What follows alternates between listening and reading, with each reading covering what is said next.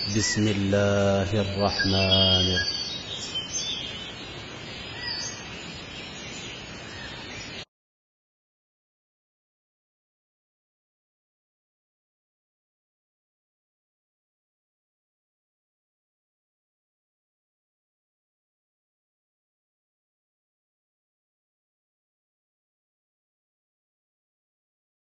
الحمد لله نحمده ونستعينه ونستغفره ونعوذ بالله من شرور أنفسنا ومن سيئات أعمالنا من يهده الله فلا مضل له ومن يضلله فلا هادي له وأشهد أن لا إله إلا الله وأشهد أن محمدا عبده ورسوله يا أيها الذين آمنوا اتقوا الله حق تقاته ولا تموتن إلا وأنتم مسلمون يا أيها الناس اتقوا ربكم الذي خلقكم من نفس واحدة وخلق منها زوجها وبث منهما رجالا كثيرا ونساء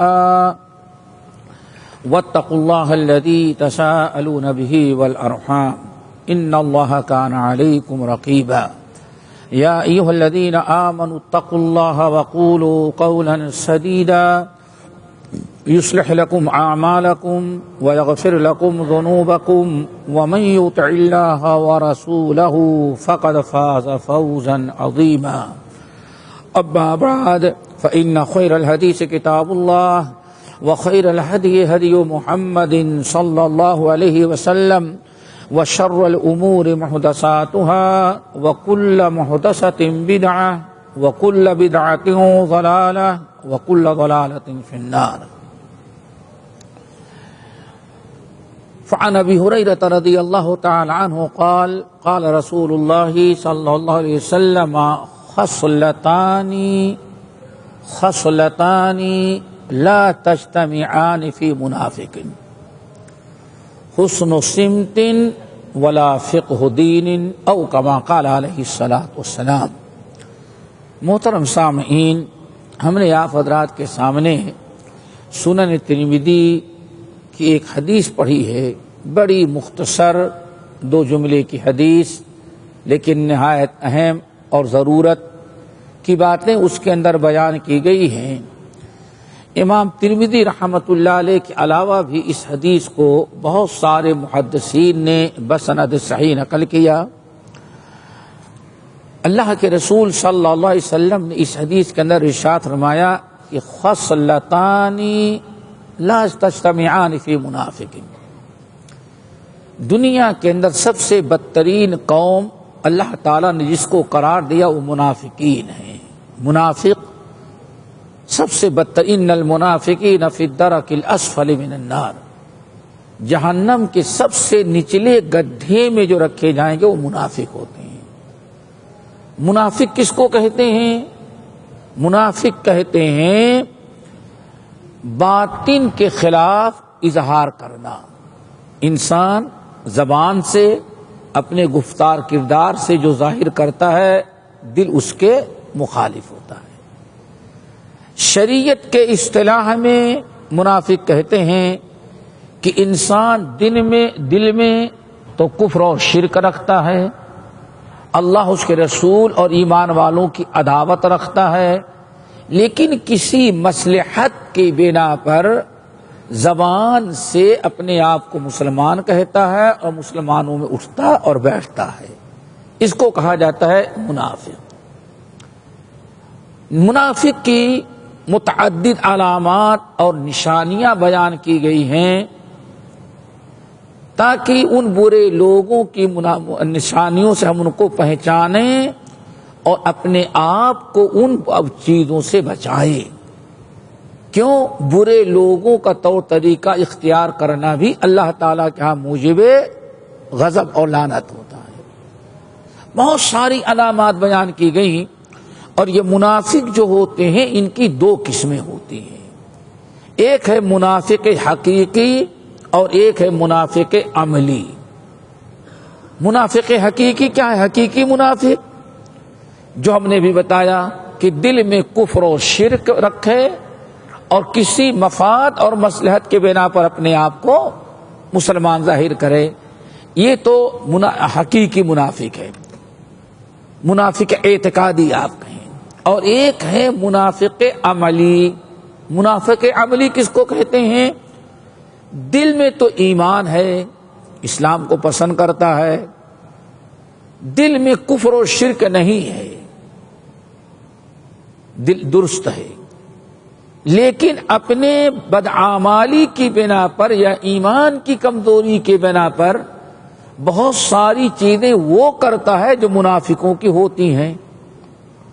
مومن کا کام یہ ہے کہ منافقوں کے طور طریقے سے بچیں، ان کے کردار اور گفتار سے بچیں، لیکن انسان اپنی ایمانی کمزوری کی بنا پر ان کے کچھ برائیوں کو اپناتا ہے، ان پر عمل کرتا ہے، تو وہ اصلی منافق تو نہیں ہوتا، منافق عملی کہا جاتا ہے۔ عمل میں نفاق ہے، اللہ تعالیٰ دونوں قسم کے نفاق کو پسند نہیں کرتے۔ ہم تمام ایمان والوں کو دونوں قسم کے نفاق سے بچنا ضروری ہے۔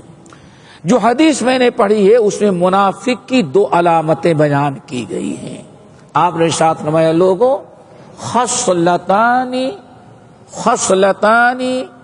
لا تجتمعان فی منافق، دو بڑی عالی شان عادتیں ہیں، خصلت عادتیں ہیں، چیزیں ہیں، دو بڑی اعلیٰ درجے کی نیکیاں ہیں اور بڑے اعلیٰ قسم کے نیک عمل ہیں، اور وہ ایسے زبردست عمل ہیں کہ وہ دونوں کبھی منافق کے اندر اکٹھا نہیں ہو سکتے، یعنی ان دونوں چیزوں کو کبھی منافق اپناتا ہی نہیں۔ کیا مطلب ہوا؟ وہ دونوں چیزیں جب بھی کسی میں جمع ہوں گی تو مومن کے اندر جمع ہوں گی۔ مومن اپنے ایمان اور عقیدے کی برکت سے اس مقام اور مرتبے تک پہنچتا ہے کہ وہ اعلیٰ درجے کی دونوں نعمتیں جب بھی پائی جائیں گی وہ مومن کے اندر پائی جائیں گی اکٹھا۔ وہ دونوں چیزیں کیا ہیں؟ اللہ تعالیٰ سے دعا کرو ہم سب کو عطا کرے۔ آپ نے فرمایا نمبر 1 حسن السمت۔ حسن السمت، حسن سمت کیا ہے؟ حسن کے معنی کہا جاتا ہے اچھا۔ سمت ہمارے اور آپ کے ہاں اردو زبان میں ایک بڑا عجیب سا جملہ رائج ہے، اس کو سمجھنے کے بعد بات سمجھ میں آ جائے گی۔ کہتے ہیں قبلے کی سمت کیا ہے؟ سمت قبلہ کیا مطلب؟ بھائی قبلہ کدھر ہے؟ آپ کو معلوم پڑ گیا قبلہ ادھر ہے، بس آپ نے اس کو مضبوطی سے پکڑ لیا، زندگی میں کبھی اس کے خلاف آپ نماز نہیں پڑھیں گے، جب بھی نماز پڑھیں گے اسی قبلے کے سمت کی طرف۔ اب سمت حسن کیا مطلب ہے؟ اچھے لوگوں کا طور طریقہ، اچھے چال چلن، یعنی ایک مومن ایمان اس کا درست ہے تو ہمیشہ اپنی زندگی گزارنے کا جو طریقہ اور انداز اپنائے گا، اپنے وضاقتہ میں، اپنے لباس میں، کھانے پینے میں، چال چلن میں، ہنسنے بولنے میں، تو ہمیشہ اللہ کے رسول بیان فرماتے ہیں وہ نیک لوگوں کے طور طریقے کو اپنائے گا۔ کتنی ضرورت ہے دوستو آج اس چیز کا سوچو۔ کیوں میرے بھائیو؟ ایک مومن ہر وقت دعا کرتا اہدنا الصراط المستقیم صراط الذین انعمت علیہم غیر المغضوب علیہم ولا الضالین۔ اللہ مجھے نیک لوگوں کی راہ پر چلانا۔ ایک مومن ہر وقت قبلہ رو ہو کر کے یہ اللہ تعالیٰ سے دعا مانگتا، اللہ ہمیں نیک لوگ، ان لوگوں، اللہ تعالیٰ مجھے ہدایت دینا اور ان لوگوں کی راہ پر چلانا جس پر آپ نے اپنا انعام کیا ہے۔ اب اللہ تعالیٰ نے جن پر انعام کیا ہے، قرآن پاک سورۃ النساء کی آیت تو 4 قسم کے لوگ ہیں منعم علیہم، کہ کون سے ہیں؟ من الذین مع الذین انعم اللہ علیہم من النبیین والصدیقین والشہداء والصالحین، یہ 4 قسم کے لوگ ہیں جن کے راہ پر چلنے کی ہم اللہ تعالی سے دعا مانگتے ہیں. یہ بہترین قسم کے لوگ ہیں. تو حسن سمت کا مطلب یہ ہوتا ہے کہ آپ اللہ کے نبی علیہ الصلوۃ والسلام سے اچھا طریقہ کائنات میں کسی کا نہیں تھا. فإن خیر الحدیث کتاب اللہ وخیر الہدی ہدی محمد صلی اللہ علیہ وسلم. نبی علیہ الصلوۃ والسلام سے بہتر چال چلن طور طریقہ کسی کا نہیں تھا. اور صحابہ نے جو چال چلن طور طریقہ اختیار کیا وہ کس کا؟ محمد صلی اللہ علیہ وسلم کا. ہر چیز کے اندر، مثال کے طور پر گرمی کا موسم ہے، ایک صاحب دور دراز سے نبی علیہ السلام سے ملنے کے لیے آئے. دن کا وقت تھا، ہوا نہیں چل رہی تھی، بڑی شدت کی گرمی تھی. نبی علیہ السلام لوگوں کے ساتھ بیٹھے ہوئے تھے اور اپنا بٹن آپ نے کھلا رکھا تھا. بٹن کھلا ہوا تھا، سینہ مبارک نظر آ رہا تھا، بٹن کھلا ہوا ہے.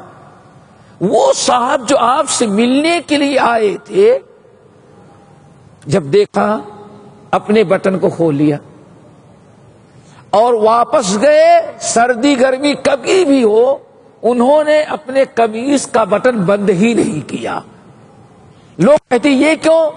کہنے لگے میں نے اپنے محبوب نبی علیہ السلام کو جب دیکھا تو آپ کے بٹن کھلے تھے. آپ کے کھلے ہوئے بٹن کو دیکھ لینے کے بعد اب کبھی بٹن بند کرنے کا دل چاہتا ہی نہیں ہمارا. یہ ہے حسن سمت. کیا مطلب؟ نبی کو، صحابہ کو، جن لوگوں کو آپ نے اچھا سمجھا، جس طرح سے نماز پڑھنے کی سمت آپ نے کعبہ کو بنایا ہے، ایسے ہی چال چلن، وداعت، اٹھنے بیٹھنے، عمل میں اپنا قبلہ کس کو بنائے؟ ان نیک لوگوں کو. یہ کیا حسن سمت. اللہ اکبر. تعجب کریں گے آپ لوگ. یہ آج ہمارے یہاں ایک بہت سی بات عام ہو گئی. بھائی دل صاف ہو تو لباس کیسا بھی کیا فرق پڑتا ہے؟ دل صاف ہو، چہرہ پر داڑھی نہیں تو کیا فرق پڑتا ہے؟ یعنی دل صاف ہو تو یہاں تک کہ عورت پردہ بھی نہیں کرتی تو اس کا مطلب پردہ کرنے والی سب عورتوں کے دل گندے ہیں. اور جتنی بے پردہ عورتیں سب کے دل کیا ہے؟ بہت ہی صاف ہے. اللہ اکبر. اور بات یہی نہیں رکے گی، صحابیات تک چلی جائے گی، ازواج مطہرات تک کا. اس کا مطلب ان کے دل صاف نہیں تھے اور نہ تو صحابہ کے دل صاف تھے، اسی لیے ان کو پردہ کرنے کا حکم دیا. اور آج جتنے ہیں سب کے دل صاف، اسی لیے پردہ کی ضرورت. کیسی کیسی چیزیں انسان، آپ ذرا سوچیں کہ یہ چیز ختم ہو گئی.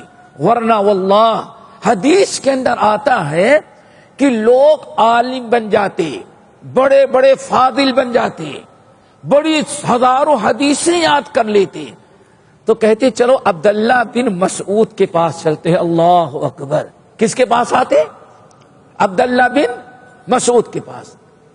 بڑے بڑے علماء دور دراز سے حضرت عبداللہ ابن مسعود کے پاس آتے. لوگ کہتے ہیں کیوں، کیا بات ہے؟ کہا نہیں، علم حاصل کرنے کے لیے نہیں آئے ہیں، علم تو حاصل کر لیے ہیں.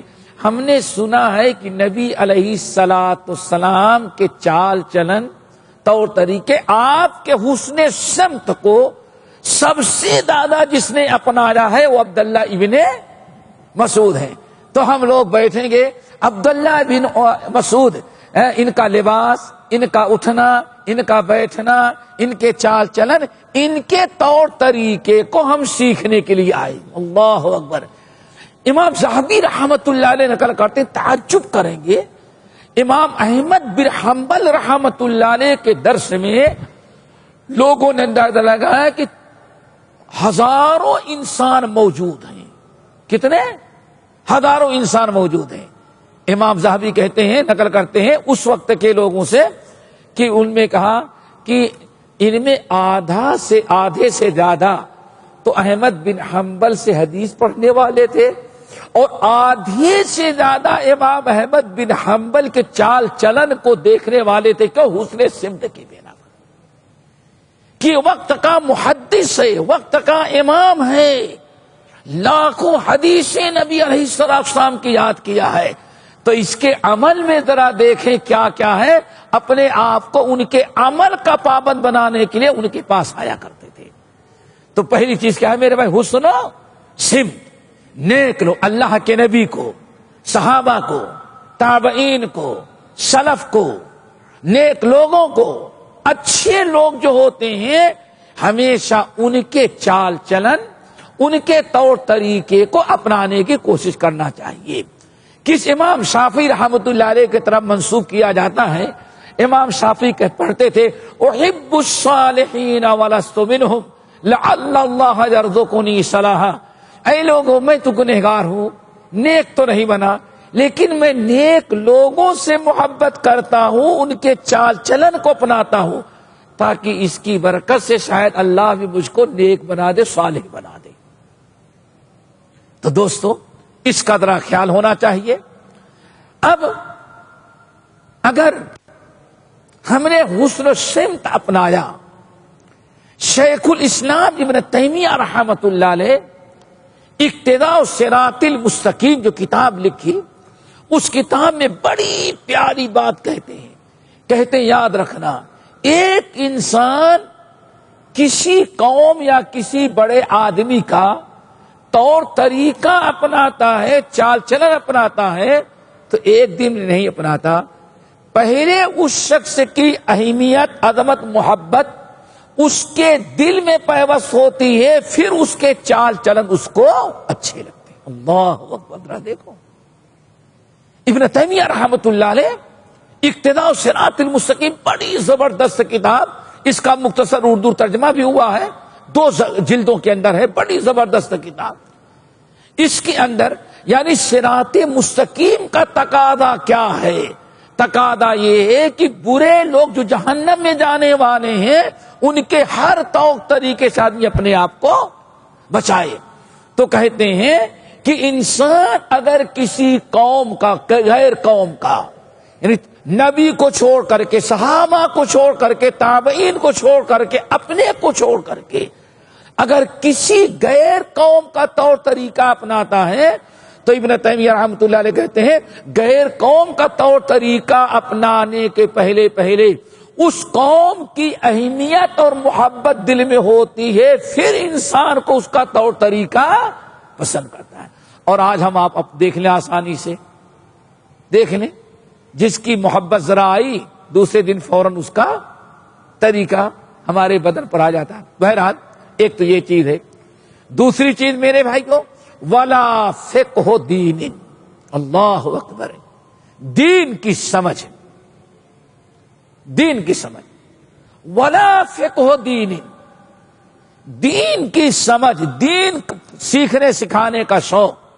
اللہ کی کتاب، نبی کی سنت، نبی کی سیرت، صحابہ کے احوال، یہ سارے پڑھنے پڑھانے سیکھنے کا جذبہ اور سیکھنے سکھانا والا یہ عمل جو ہے، یہ اگر کسی میں پایا جائے گا حسن سمت کے ساتھ، تو کس کے اندر؟ مومن. کیوں؟ مومن کو دین اسلام پر عمل کرنا ہے. وہ سوچتا ہے کہ ہاں، عمل کی برکت سے ہمیں اللہ تعالیٰ اپنے قریب پہنچاتے ہیں. اس لیے انسان کو جس چیز پر عمل کرنا ہوتا ہے، اس چیز کے سیکھنے کا جذبہ اس کے اندر ہوتا ہے. ایک بڑی چھوٹی سی مثال دیں. ایک انسان کو کار چلانے کا پہلے شوق پیدا ہوتا ہے، پھر سیکھنے کا جذبہ پیدا ہوتا ہے، پیسہ دے کر کے سیکھنے کے لیے جاتا ہے. انسان کو اگر کسی چیز پر عمل کرنا رہتا ہے، کسی چیز کو اپنانا ہے، تو اس کو وہ چیز سیکھتا ہے.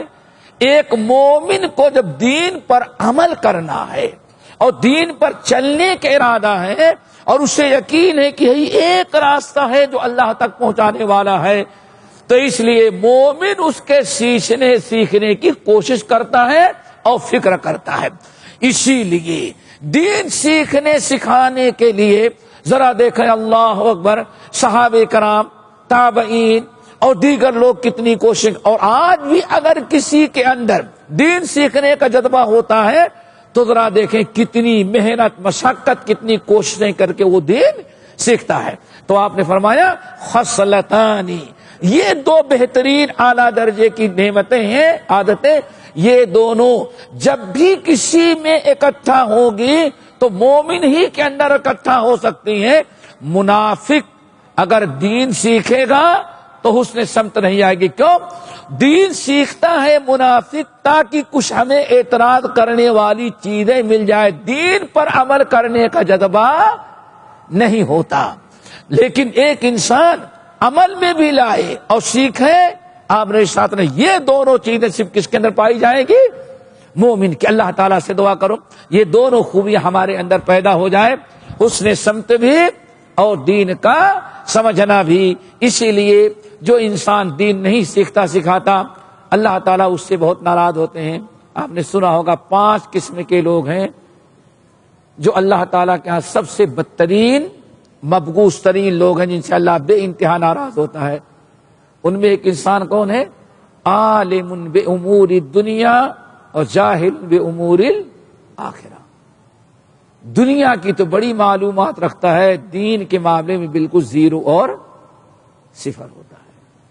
دنیا حاصل کرنے کے لیے تو بہت کچھ علم حاصل سیکھتا ہے، لیکن دین پر عمل کرنے کے لیے ذرہ برابر اس کے پاس ٹائم نہیں۔ اللہ تعالیٰ سے دعا کرو عمل کی توفیق نصیب فرمائے۔